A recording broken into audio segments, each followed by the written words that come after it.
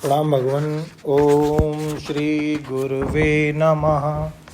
ओम अखंडमंडलाकारं व्याप्तं येन चराचरं तत्पदं दर्शितं येन तस्मै श्री गुरुवे नमः। ओम शांति शांति शांति। ओम ब्रह्म ज्ञान और उसकी साधना द्वारा स्वामी खंडानंद सरस्वती जी महाराज द्वारा भगवान स्वामी जी सर्वतो पाणिपादम तत्सर्वतो अक्षी शिरोमुखम की व्याख्या कर रहे थे। स्वामी जी कहते हैं कि जितने पाणिपाद आदि हैं, जितने अक्षी शिर मुख आदि हैं, ये सब उसी के हैं। केवल अपना ही मत समझो कि हमारा उसका ही है या हमारा उसका नहीं है। सब उसके हैं। सर्वतः श्रुतिम लोके सर्वम आवृत्य तिष्ठति। तो सर्वम आवृत्य का अर्थ है सर्वबाधित्वात्। यह व्याप्य व्यापक भाव भी बड़ा विलक्षण होता है। इसको समझो। एक व्यापकता होती है जैसे घड़े में मिट्टी की। घड़ा कैसा है कि मिट्टी का बना है, मोटे पेट वाला और छोटे गले वाला है।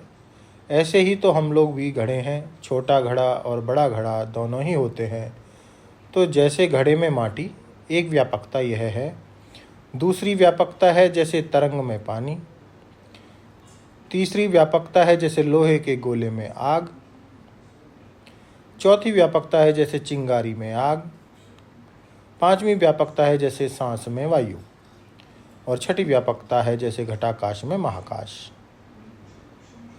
सातवीं व्यापकता है जैसे स्वप्न में मन अथवा मनोराज्य की वस्तु में मन, मनोरथ की वस्तु में मन। देखो, यह सब मिट्टी, पानी, आग, हवा, मन, इनकी व्यापकता है।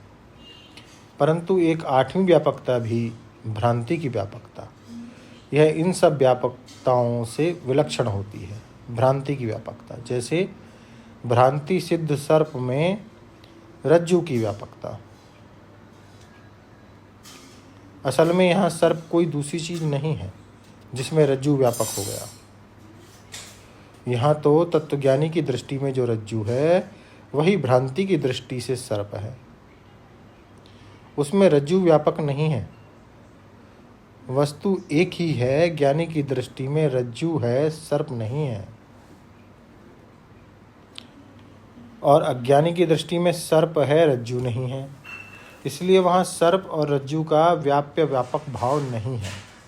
प्रतीयमान सर्प को यह रज्जु है, यह बोध कराने के लिए यहाँ व्याप्य व्यापक भाव का अध्यारोप है। कैसे? कहा कि ओ जिज्ञासु, जिसको तू सर्प देख रहा है सो तो रस्सी है। अब जिज्ञासु ने सुना तो पहले दौर में यह समझा कि जिसको मैं सांप देख रहा हूँ वह तो सांप है ही, लेकिन वह रस्सी में लिपटा हुआ होगा। जिसको मैं नहीं देख रहा हूँ, फिर जोर से कहा, अरे बाबा जरा गौर से देखो, गौर से देखो। तो बोला, अरे महाराज यह तो रस्सी मालूम पड़ती है।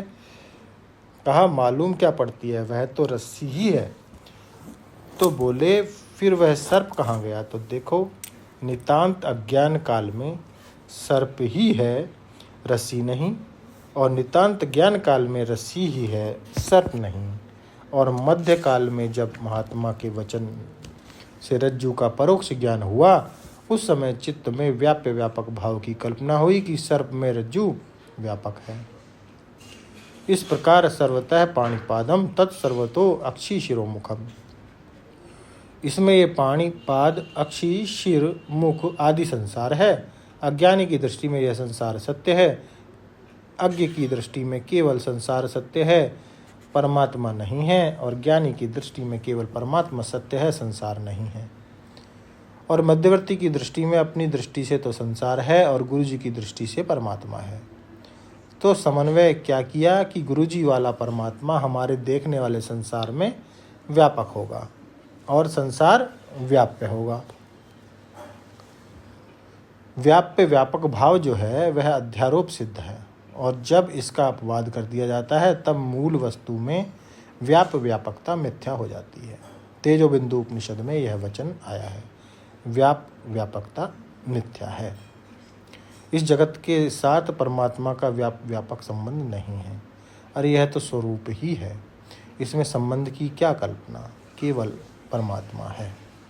ब्रह्मैव इदं सर्वं, ब्रह्मैव इदं विश्वमिदं वरिष्ठं, वासुदेवः सर्वमिति स महात्मा सुदुर्लभः। परमात्मा के सिवाय दूसरी कोई वस्तु नहीं है, इसलिए सर्वतः पाणिपादम तत्। इसका अध्यारोप करके और इसमें व्यापक रूप से परमात्मा है, यह निश्चय कर सर्वम आवृत्य तिष्ठति। असल में सर्व नहीं है, वही है। वृक्ष इव स्तब्धो दिवि तिष्ठति, वेद मंत्र कहता है। क्या कहता है, इसको आगे लेंगे सत्संग में भगवान। ओम शांति शांति शांति। प्रणाम भगवान।